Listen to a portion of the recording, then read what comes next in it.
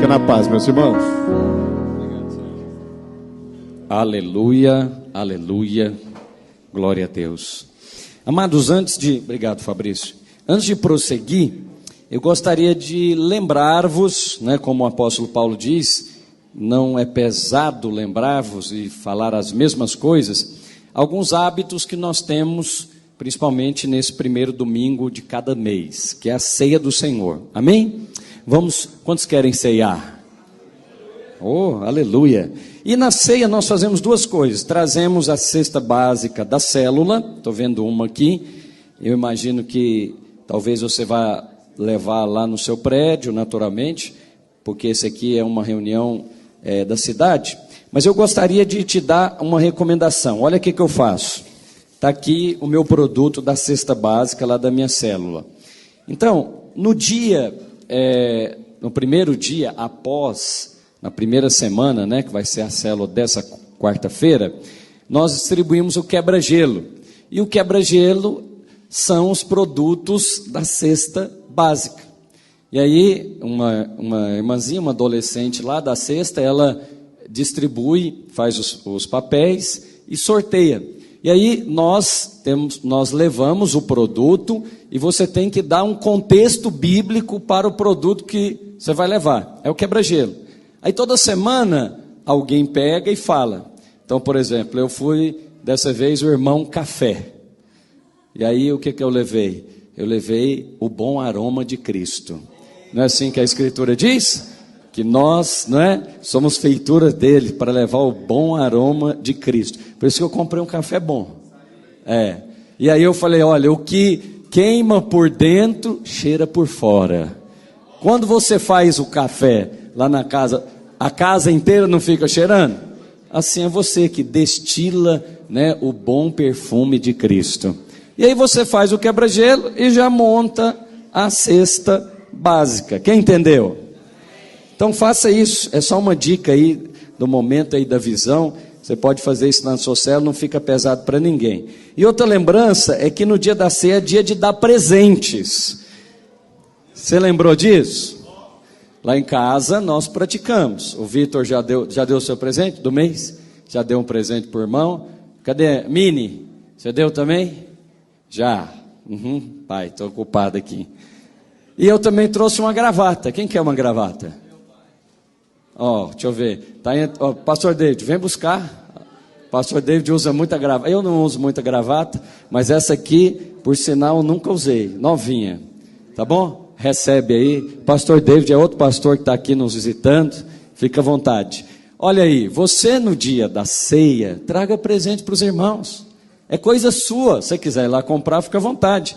Mas eu tenho certeza que Deus tem dado a você mais do que você pode usar. Sim ou não? Então, por exemplo, essa gravata mesmo, nunca usei.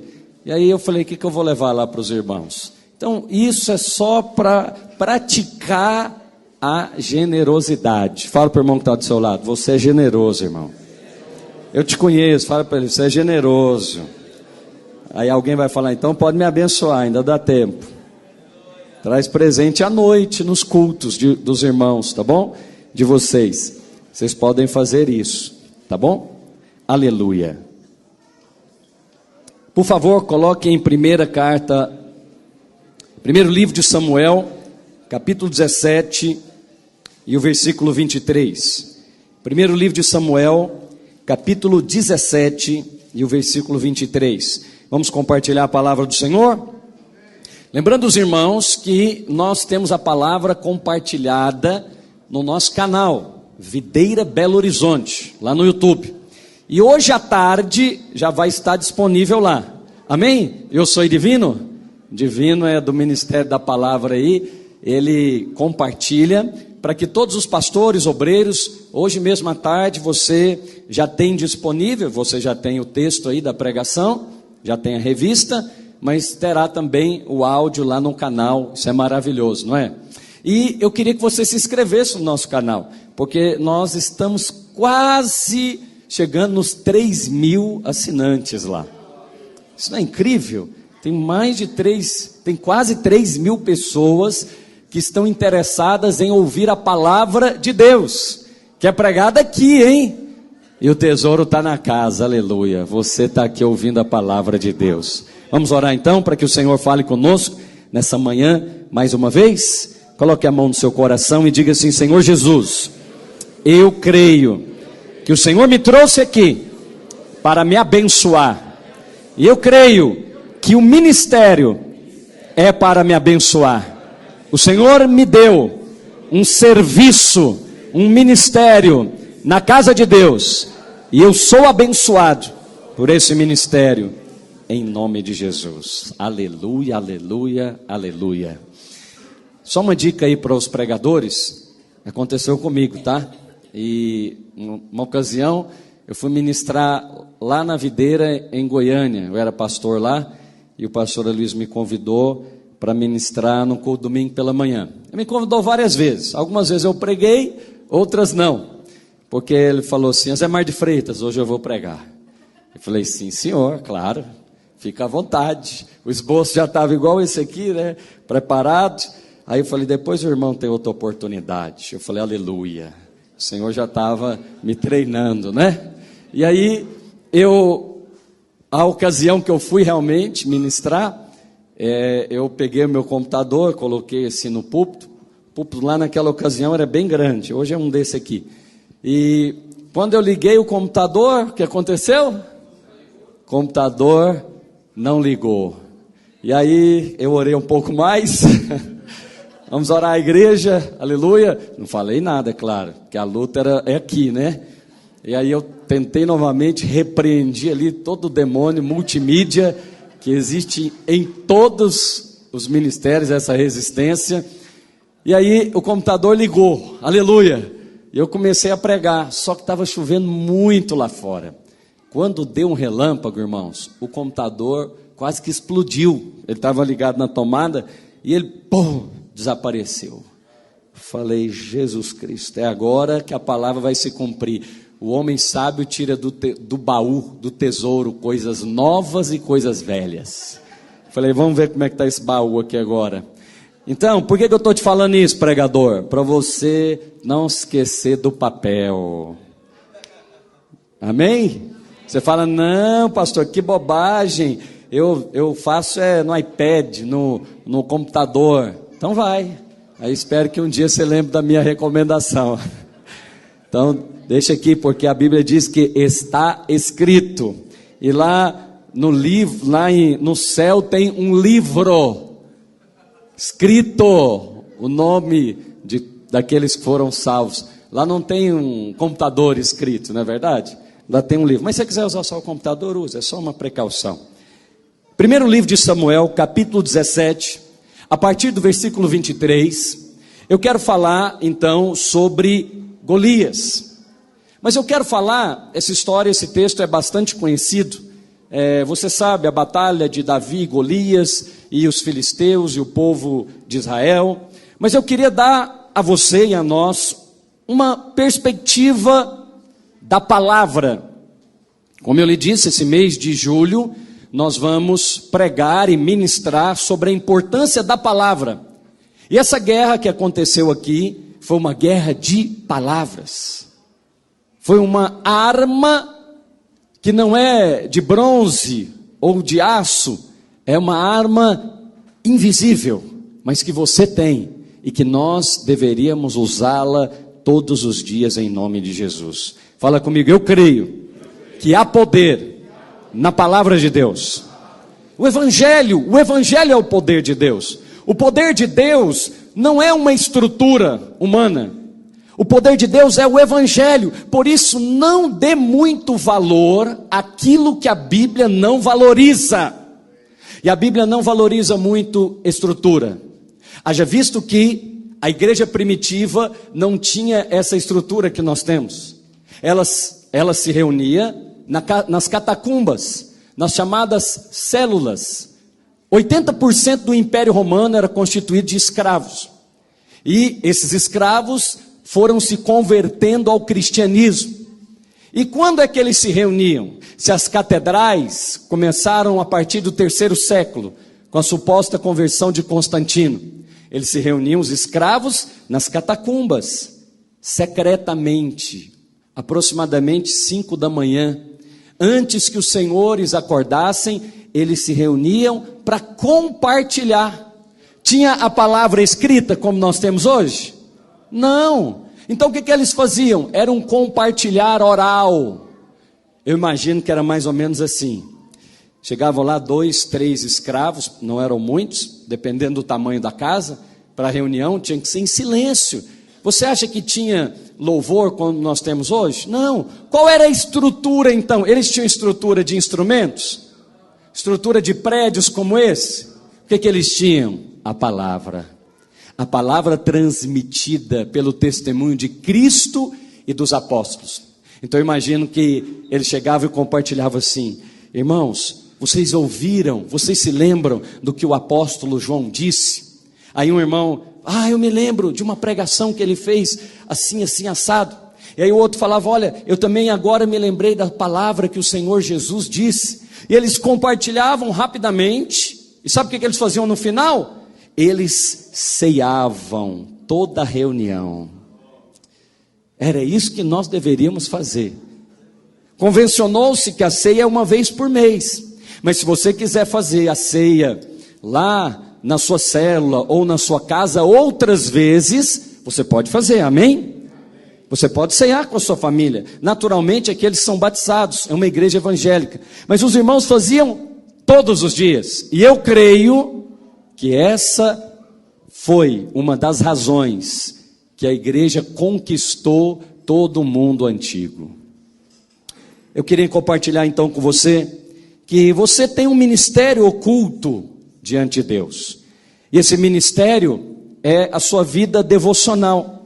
Mas o texto aqui, eu quero falar a respeito do ministério de Davi. Pastor Sérgio, você precisa me ajudar lá no fundo. Qual é o ministério de Davi que eu quero compartilhar aqui com os irmãos? É que Deus preparou uma maneira de abençoar Davi.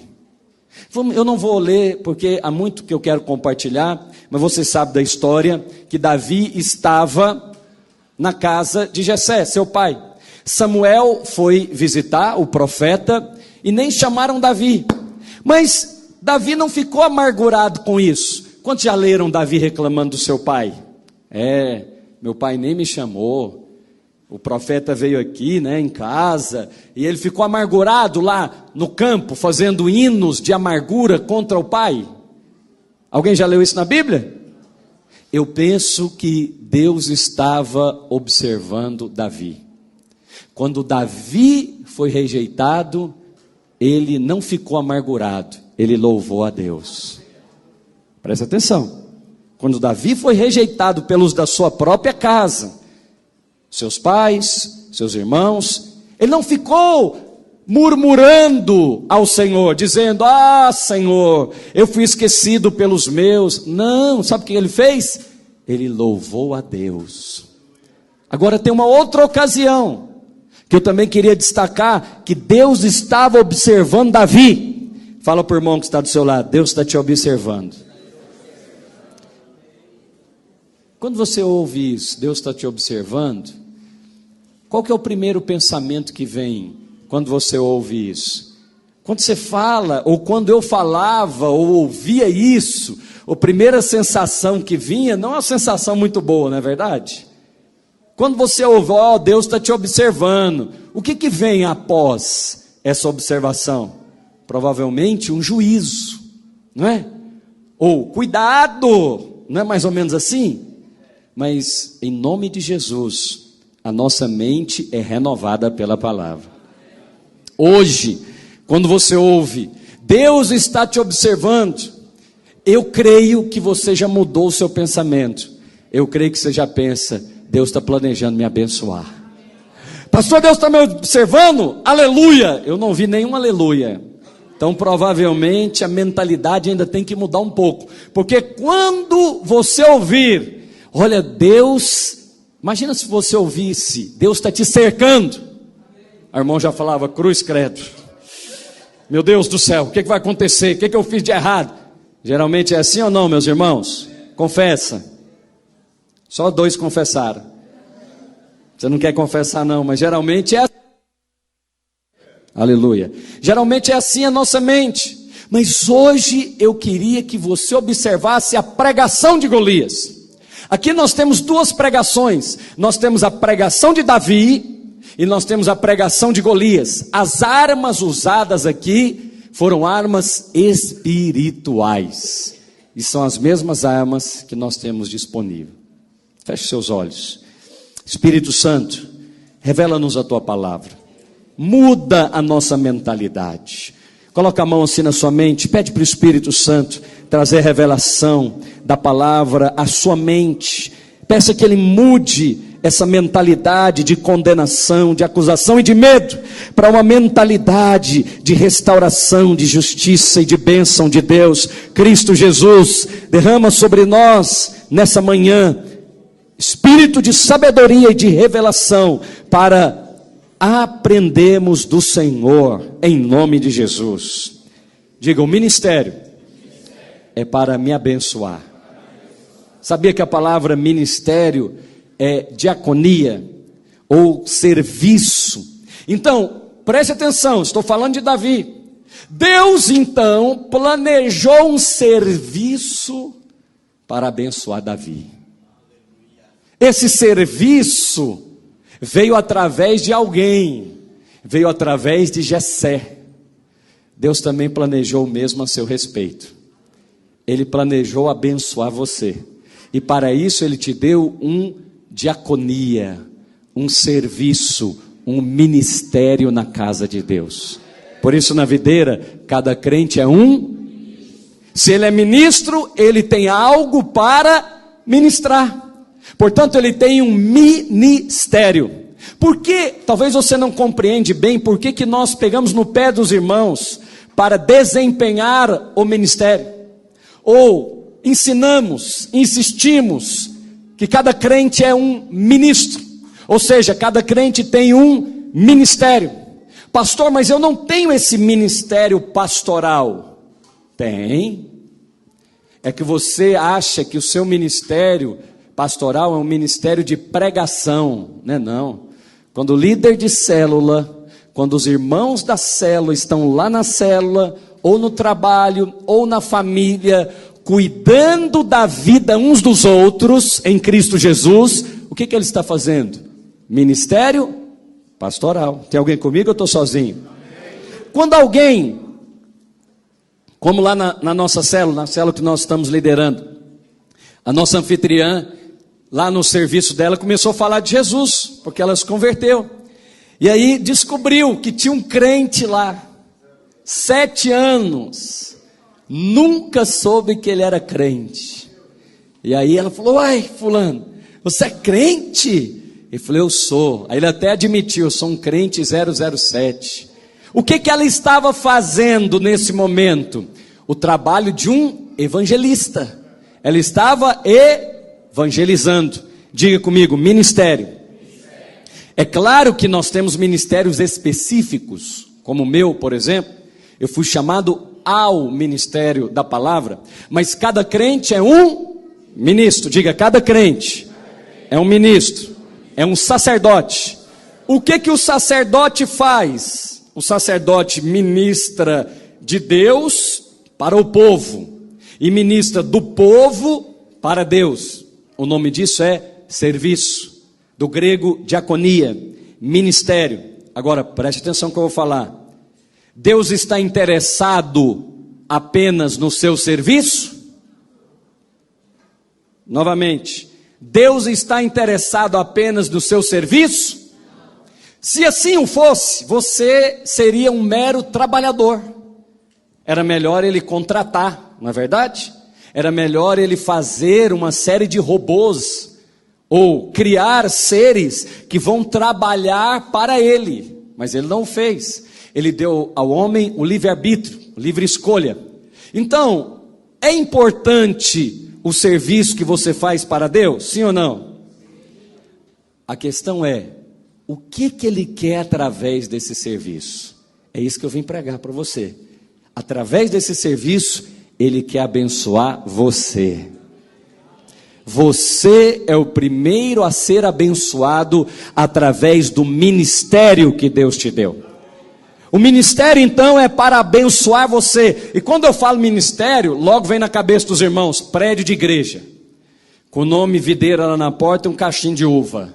Não estou falando disso, por favor. Essa é uma parte do ministério. Mas cada um de vós tem um ministério ou um serviço para desempenhar diante de Deus. E esse serviço foi criado por um Pai amoroso que está planejando uma maneira de te abençoar. Se você entendeu que cada crente deve ser um sacerdote, porque muitos não entenderam, e outros ainda não querem, outros querem sentar-se confortavelmente nos prédios dos ministérios e ir embora para sua casa. Eles não são ministros, eles são consumidores.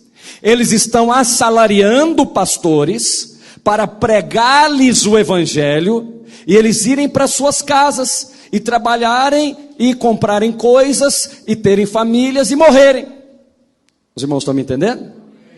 Estes precisam ser despertados, pelo grito do Espírito Santo. Recomendo que ouça essa palavra. Não é você que vai despertá-lo, é o Espírito Santo de Deus que vai fazer isso. Você prega a palavra e o Espírito desperta esses crentes. Pastor, mas eles não querem. Querem sim. É porque estão iludidos por Satanás. Estão iludidos pelas coisas desse mundo. Mas eles querem, porque eles foram criados para um propósito. Cada um de nós, segundo lá em Jeremias capítulo 1 e versículo 5, diz que antes que fôssemos formados no ventre da nossa mãe, ele já havia designado Jeremias como profeta. Então qual que é a lógica? Quem surgiu primeiro, o propósito ou o profeta? O propósito. O propósito vem primeiro, e para o cumprimento do seu propósito, Deus criou o profeta. Fala para o irmão que está do seu lado, o propósito vem primeiro que você. Por isso você vai cumprir o propósito, porque Deus já planejou uma maneira de te abençoar, e Ele está arrumando uma desculpa para isso. Capítulo 17, versículo 23, Sérgio. O ministério é para abençoar você. Pastor, mas eu pensei que Deus queria me usar. Ele quer usar você também, porque quanto mais Ele te usa, mais Ele te abençoa. Quanto mais você é usado por Deus, mais abençoado você é. Por exemplo, temos aqui pastores. Deus deu a vocês, a nós, o ministério da palavra. Como é que seu ministério da palavra cresce? Quanto mais você for usado no ministério da palavra, mais o seu machado é afiado. Nas células, nos encontros, nas aulas, nos cultos, Deus está afiando o nosso machado. Ah, pastor, mas eu achei que Deus queria só me usar. É porque você não entendeu o coração amoroso do Pai. O Pai planejou abençoar os filhos. E ainda que o filho não entenda o que ele está fazendo, se ele obedecer, ele será abençoado. Pastor, como assim? É a história de Davi. Estando ele falando com eles, o que ele estava fazendo? Guerreando? Falando. Estando ele ainda falando com eles, eis que vinha subindo do exército filisteu um homem guerreiro, cujo nome era Golias, o filisteu de Gate. E o que Golias fez? Sacou uma arma, puxou uma espada. Se fosse hoje, né, guerra moderna, enviou um míssil. Não. As guerras começam da mesma maneira que estão registradas na Bíblia. Elas começam com palavras. Lembra o último, né, o maluco lá da Coreia do Norte, né? Ele falou, vou destruir, né, os Estados Unidos, eu tenho aqui os meus mísseis. E aí, o que o Trump respondeu? Ele respondeu, fica na sua aí, porque eu aperto um botão aqui na minha mesa e eu acabo com você. Como é que começou a guerra? Com palavras, com diplomacia, não é verdade? Toda guerra no mundo espiritual começa com palavras. Eu espero que você use as armas certas, porque você é espiritual. E eu quero que você perceba a pregação de Golias. Quantas pregações nós temos aqui? 2. A pregação de Davi e a pregação de Golias. E cada um de nós aqui deve entender que você já está nessa guerra espiritual. Não é questão de você querer. Quando você foi transportado do império das trevas, você veio para o reino do Filho do seu amor. As trevas perderam, mas elas fazem guerra contra os filhos de Deus. Quem está entendendo, diga amém. Veja então, pastor, como que eu sou abençoado sendo usado no ministério? Vamos tomar um líder de célula como exemplo. Quantos lideram a célula aqui? Deixa eu ver. Por que você lidera essa célula? Eu posso te afirmar, você é abençoado. Por que você lidera essa célula? Você na semana vai ter com a palavra. Sim ou não?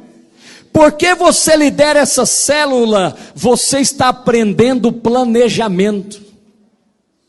Como? Você precisa planejar a reunião. Essa semana, a nossa reunião de célula tem ceia. Então, eu preciso distribuir o lanche. Quem vai fazer o louvor? Quem vai compartilhar a palavra? E quem vai, fazer o quebra-gelo? Você não sabe, mas está aprendendo sobre gerenciamento, planejamento. O que estão estudando lá fora, você está aprendendo aqui de graça. Mas não só isso, você, porque lidera uma célula, está louvando a Deus. Olha, irmãos, eu já liderei, já deixei de liderar, e eu sei que quando você está sendo usado por Deus, você é abençoado. Pastor, sou mais abençoado que os demais? Não, você forçosamente faz coisas que não faria se não estivesse exercendo o ministério, sim ou não? É verdade. Bom, vamos falar do anfitrião então. Vamos ver se o anfitrião é abençoado ao ser usado. Sérgio, por favor, 1 Crônicas 13:13. Vamos falar do anfitrião. Quando o anfitrião recebe uma célula na sua casa, ele é abençoado? Por que ele é abençoado? Porque estão fazendo orações dentro da casa dele, estão cantando louvores, estão orando pela família.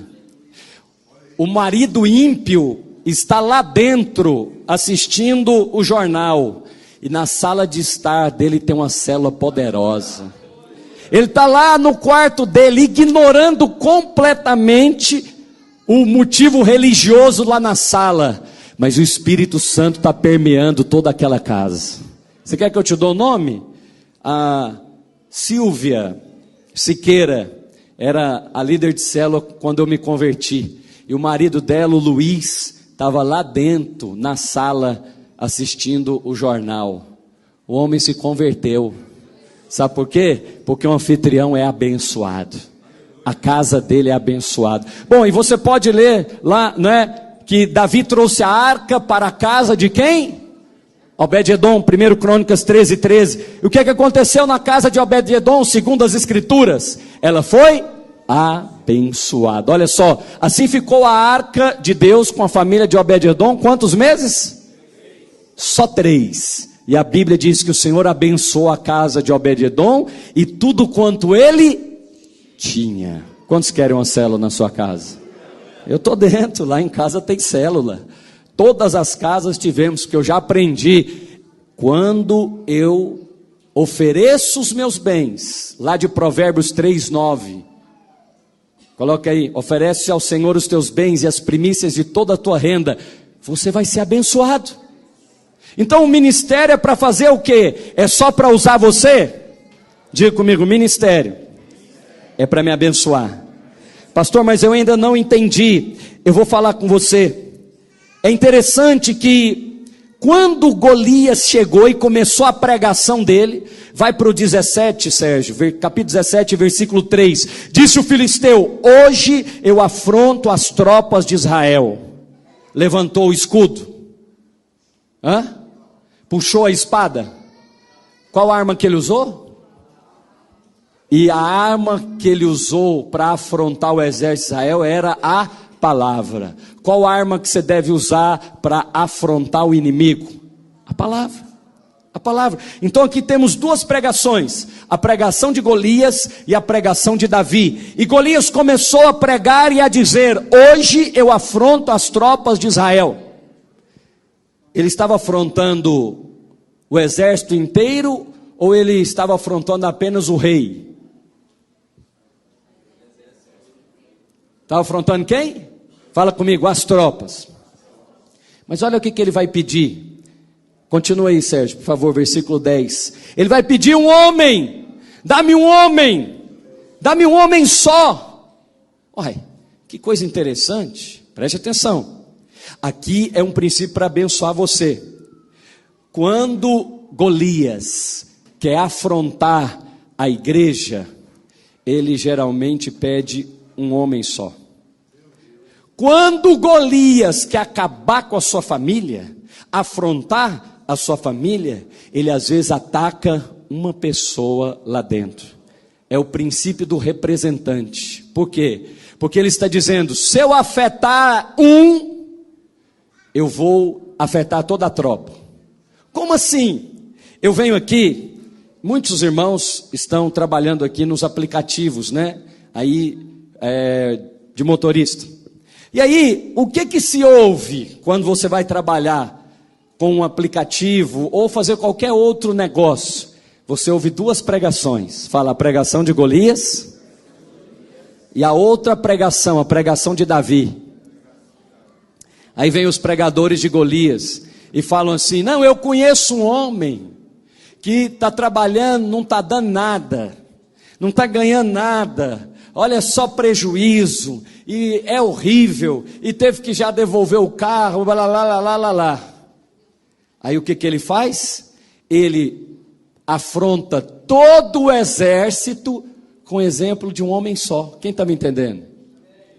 Ele tira a fé de toda a tropa, derrotando um homem só. Aí você que está sentado aí, pensa: eu vou empreender? Vou nada, eu vou ficar quietinho. Por quê? Porque eu ouvi a pregação de Golias, e Golias é uma pessoa experiente. Golias é um guerreiro, um empresário experiente, é um pastor experiente. Olha o tamanho dele. E aí você olha para o tamanho do Golias e não tem fé para começar o seu negócio. Quem está me entendendo? Fala comigo, a pregação de Golias é a pregação da afronta. Ele quer afrontar você, você não percebeu não? Você não percebeu que ele quer afrontar todo o exército, tirando a fé? Aí ele vem e dá um exemplo, mas o exemplo dele é a antítese do evangelho. Não é de boas notícias, é sempre de más notícias. Aí ele vem trazer para você más notícias do mercado, más notícias da liderança da célula, más notícias da igreja, porque aqui tem um princípio do representante. O que o diabo quer? Se eu enfraqueço um líder, eu toco toda a igreja. Se eu toco no cabeça da casa, eu enfraqueço toda a casa. Se eu toco naquele discipulado lá das irmãs, naquela irmã mais influente, eu vou pregar para todas as demais. E sabe o que é a coisa mais terrível? Nós acreditamos na pregação de Golias. A pregação de Golias é a pregação para diminuir o trabalho de Davi. A pregação de Golias é a pregação que vai oprimir e que vai te levar a uma coisa maligna. Fala comigo, comparação. O que acontece quando você acredita na pregação de Golias? Você começa a comparar. Gente, é mesmo? A minha empresa tem 5 anos, eu não arrumei nada. Olha lá a empresa do fulano, já tem 5 anos e ela foi abrir outras filiais. Ah, pastor, isso não acontece não. Acontece. Quando você ouve a pregação de Golias, que é grande, tem arma para mostrar, é aquele familiar que vem te dar um testemunho. Você não percebe, presta atenção, que hoje o Senhor abre os nossos olhos. Estava conversando com irmãos ontem, falando sobre isso. Falei: irmão, vocês não estão percebendo, vocês que trabalham aí nesse ramo, que o Golias está pregando para você, para tirar você do mercado?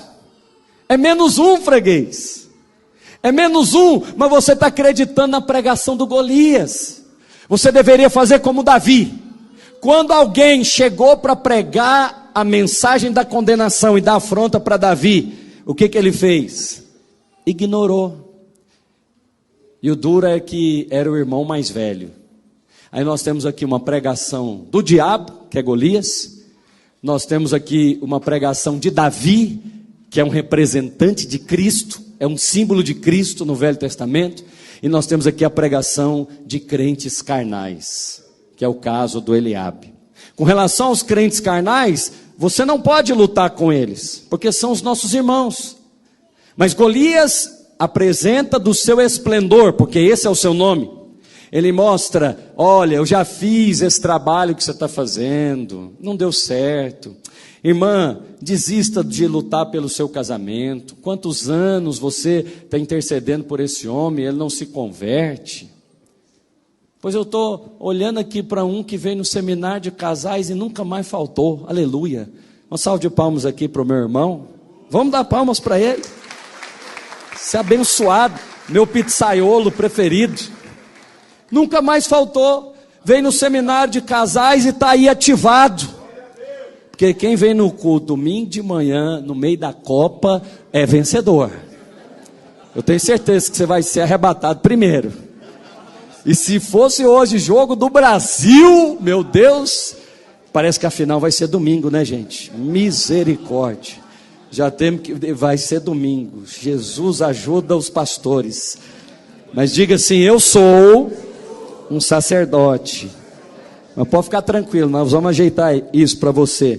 Agora, pergunta para o irmão aí que está ao seu lado: você está acreditando na pregação de Golias? A pregação de Golias é sutil. Ei. Ele olha e quer diminuir o seu trabalho. Ele falou assim: acaso sou eu um cão, não é?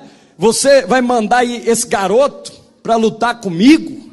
Ele faz piadinha, são seus parentes fazendo piadinha perto de você. Você não percebe, mas aquela pregação, ela entra na sua cabeça, ela entra no seu coração, faz piadinha acerca do seu peso, da sua estatura, acerca dos seus filhos.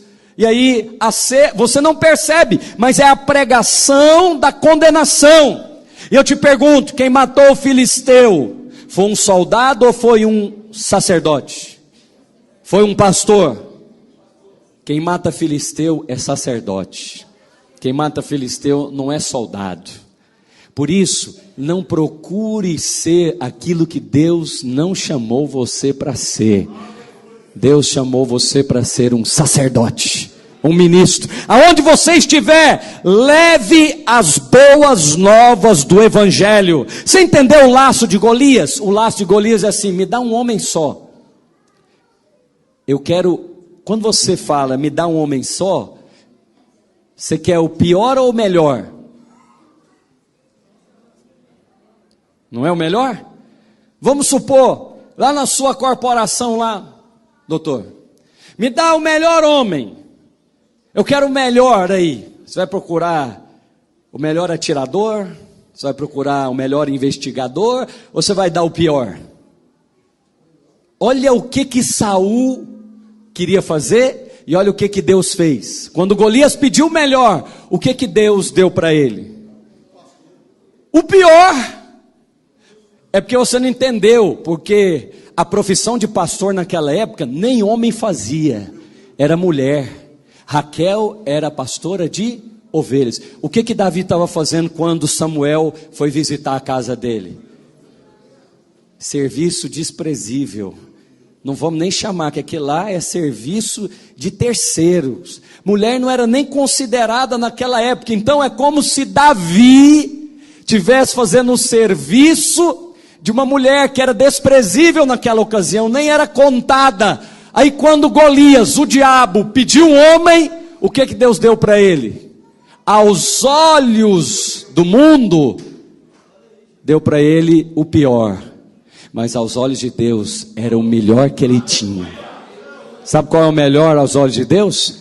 É o improvável, é o que ninguém acredita. é o que não tem as habilidades, não tem as ferramentas, não tem o dinheiro. Tem alguma semelhança a seu respeito? Eu me candidato. Sou eu mesmo. Por quê? Porque Davi falou o seguinte: Davi foi aprovado. Sabe quando Davi foi aprovado aqui nessa guerra? É quando ele foi desprezado e não desprezou.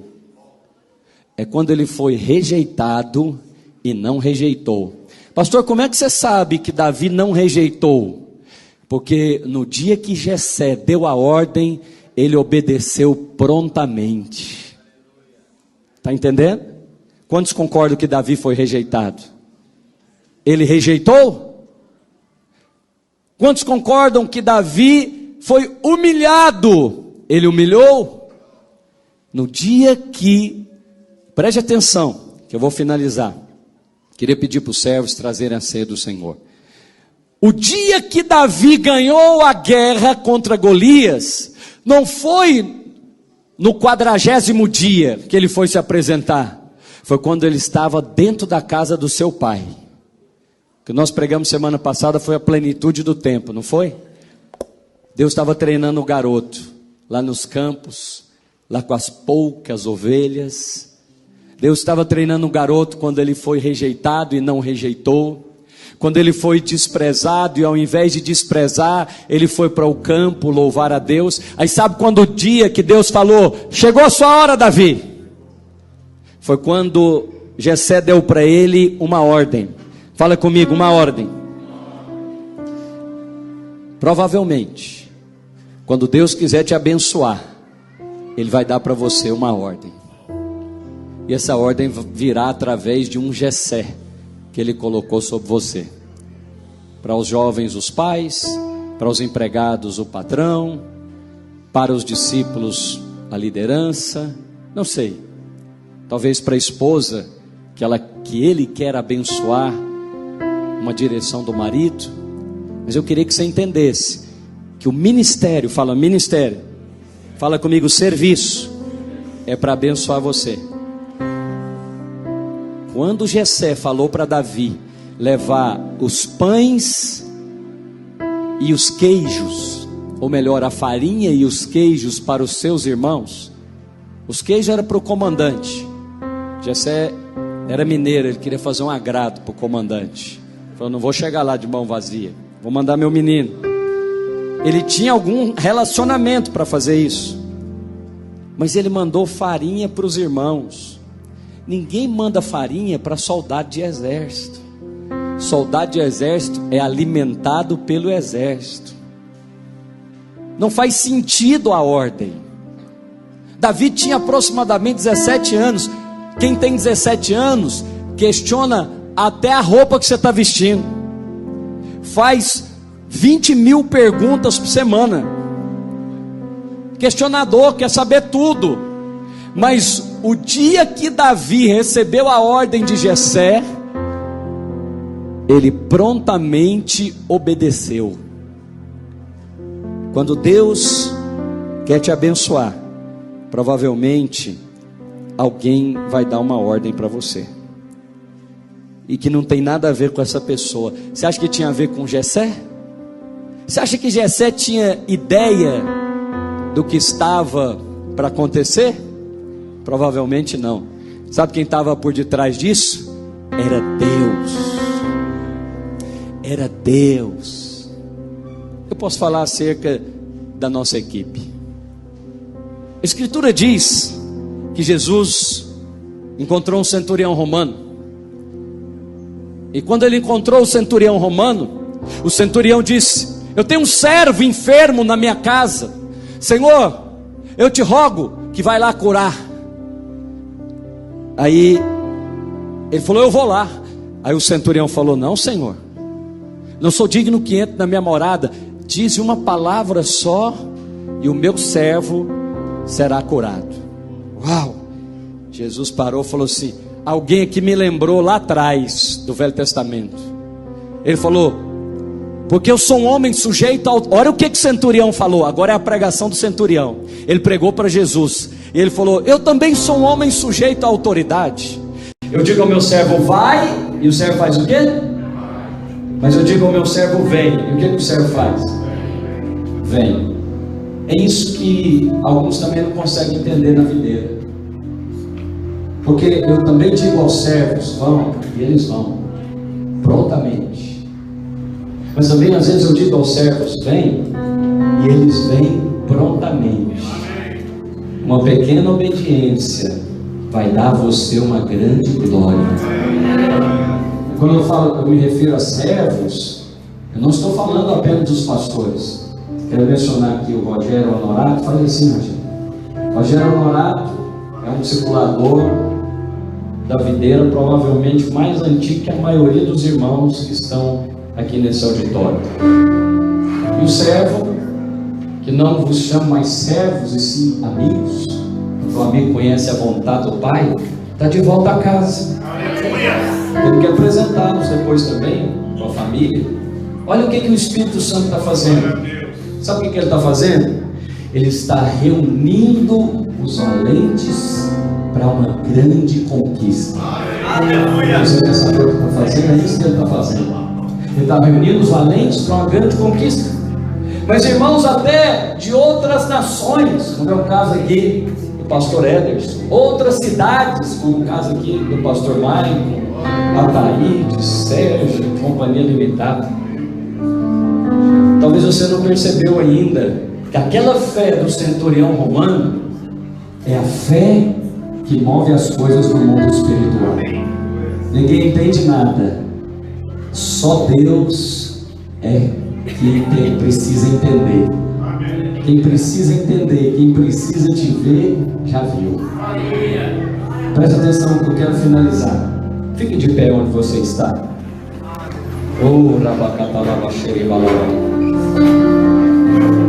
Tem um ambiente solene aqui nessa manhã, nesse princípio de tarde.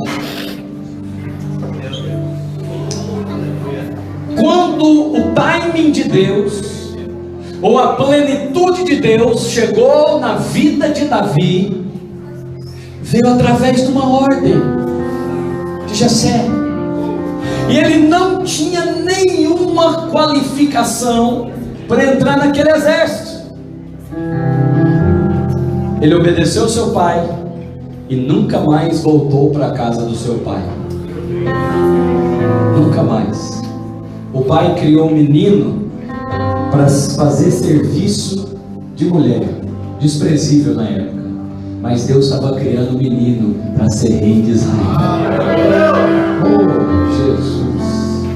Deus está criando você para algo muito maior. Você hoje não consegue perceber, porque para os olhos de muitos é um serviço desprezível o que fazemos. A videira, desprezível, tem pouca força. Mas quem venceu Golias foi alguém que tinha pouca força diante dos homens, mas muita força diante de Deus. Eu queria ministrar um cântico enquanto os irmãos distribuem a ceia do Senhor. Você que é batizado em uma igreja evangélica, pegue do pão, pegue do cálice, mas não coma do pão e nem beba do cálice, até que façamos isso juntos. Deixe o Espírito Santo ministrar o seu coração. Ele está planejando uma maneira de te abençoar. Ele te deu um ministério, foi para abençoar você. Cristo é quem está no controle de todas as coisas.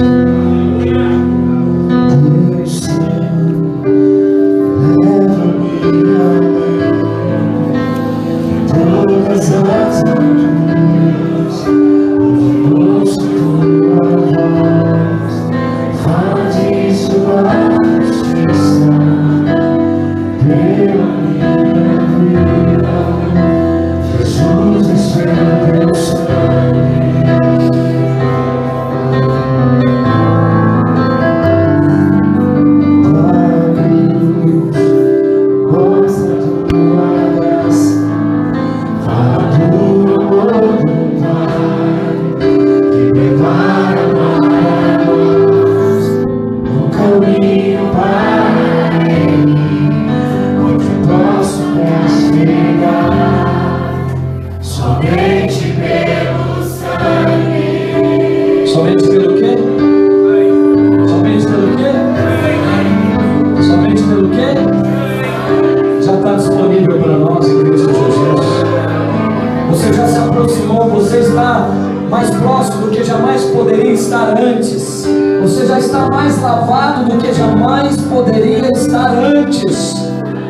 Porque Ele te chamou, Ele me chamou, Ele planejou algo para nos abençoar. Você está pensando que é um mero serviço, que é uma mera ordem do seu marido, do seu pai, do seu pastor, do seu patrão? Não é.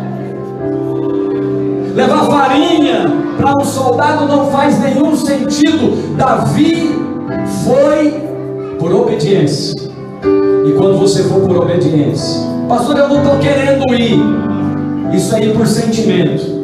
Mas quando você for por obediência, pode estar reservado para você uma grande glória. Uma grande glória. É Deus que está na coordenação de todas as coisas. Ele tem o controle do tempo nas suas mãos. Ele tem o controle das instituições. Ele é soberano. Nada foge ao seu controle. Ele é o Senhor. Ministra ao Senhor.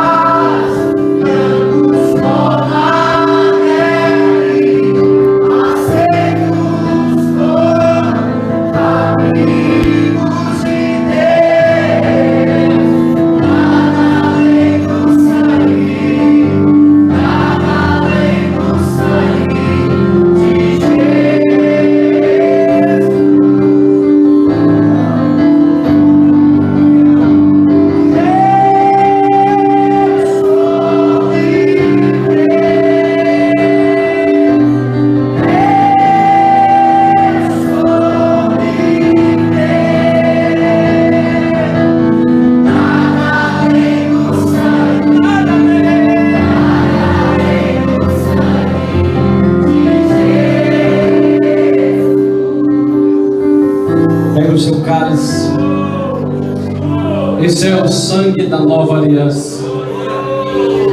Foi derramado em favor de muitos. E foi derramado ao seu favor. Você está aqui, você é filho. Como o pastor Sérgio disse, os filhos podem participar da edificação da casa. E você como filho, eu gostaria que você falasse para o Senhor que a sua mente não é mais acusada, não é mais condenada. Você não está esperando más notícias. Não, você não tem medo de um Deus acusador, carrasco, que está pronto para julgar você e condenar você. Não. Você desfruta dos braços amorosos de um Pai que está planejando te abençoar. Ele está cercando você com a sua bondade. Agora mesmo, nesse momento, Ele já preparou algo a seu respeito. Ele, Cristo Jesus, derramou o seu sangue na cruz do Calvário, para que hoje pudéssemos ter acesso ao Pai. Foi de graça, é favor imerecido. Se você não precisou fazer nada para ser salvo, a não ser crer e confessar, porque precisaria fazer algo para obter todas as demais coisas.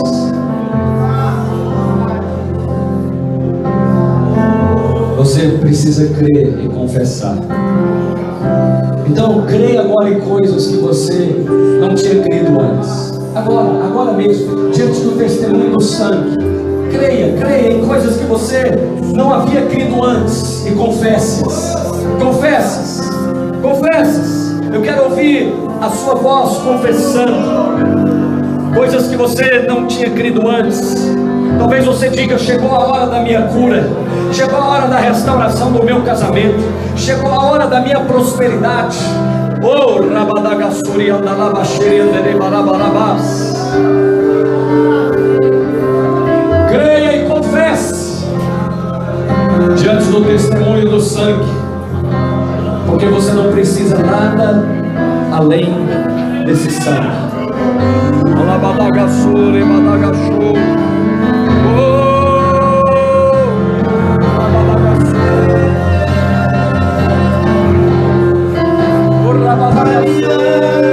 Eu sou dele pra sempre. O Pai me ama, eu sou dele pra sempre. E nada vai me separar do seu grande amor. Não vai, não vai, não vai, não vai, não vai, não vai.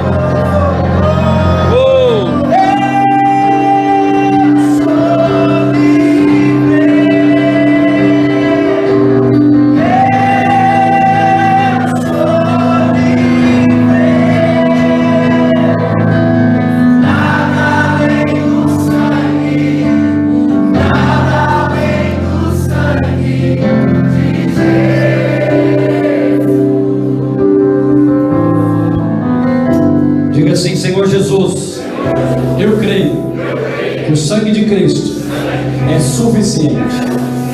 Eu creio que o sacrifício feito na cruz do Calvário é suficiente. Eu creio e não preciso de mais nada. Amém. Pega o seu pão. Se você está com o pão, eu queria te lembrar que somos participantes do mesmo corpo. Somos participantes da mesma aliança. Deus fez uma aliança com Cristo e Cristo fez uma aliança com a igreja. Somos participantes dessa aliança. Desfrutamos dela. Agora chegou a nossa vez de fazer aliança uns com os outros. Você é o representante da aliança. Quando Golias ataca a aliança, ele quer dizer para toda a tropa: não existem mais homens e mulheres de aliança. Mas nós estamos aqui para responder essa interrogação de Golias. Me dá um homem. E aí, olha o que Davi responde. Quem é esse incircunciso? Essa palavra é alguém fora da aliança. O que Davi entendeu que Golias estava dizendo? Não tem nenhum homem de aliança aqui nesse exército, nem o rei de Israel. Aí Davi foi lá e falou: tem aqui um homem. Então quando Deus ataca um líder, quando Golias ataca um líder de célula, ele quer desmotivar toda a célula. Quando Golias ataca um empresário, um pai de família, ele quer desmotivar toda a casa. Quando Golias ataca um pastor, ele quer desmotivar todos os pastores. Mas você precisa entender que há pastores como Saul e como Davi. Os como Saul vestem a armadura de bronze e fazem com que todos os que estão ao seu redor vistam também. Mas pastores como Davi estão no trabalho da formação dos valentes. Momentaneamente eles parecem amargurados, endividados, oprimidos dentro de uma caverna de Israel, mas a Escritura diz que não havia homens como aqueles. Foram extraordinários. Talvez a sua história agora é como daqueles valentes, amargurados, endividados dentro de uma caverna qualquer. Mas eu tenho uma boa notícia para você: a sua história ainda está sendo escrita. A do diabo já está escrita. Sabemos que ele é o perdedor. Você é mais do que vencedor. Agora nós vamos praticar a aliança. Eu queria que você orasse nesse entendimento. Levante o seu pão e diga: Senhor Jesus, ao comer desse pão, eu como de Cristo, do seu corpo, da sua aliança. Ao comer desse pão, sou renovado na revelação que eu sou parte do corpo de Cristo. E eu declaro que a aliança de Deus com Cristo Jesus, a aliança de Cristo com a igreja, eu sou participante. E eu sou uma pessoa de aliança. Em nome de Jesus. Compartilhe a ceia com pessoas de aliança que estão próximas a você. Se você está nos visitando, faça isso também. Enquanto cantamos um cântico, não tenha pressa. Deixe o Espírito Santo ministrar ao seu coração. Ele abre mão de sua glória.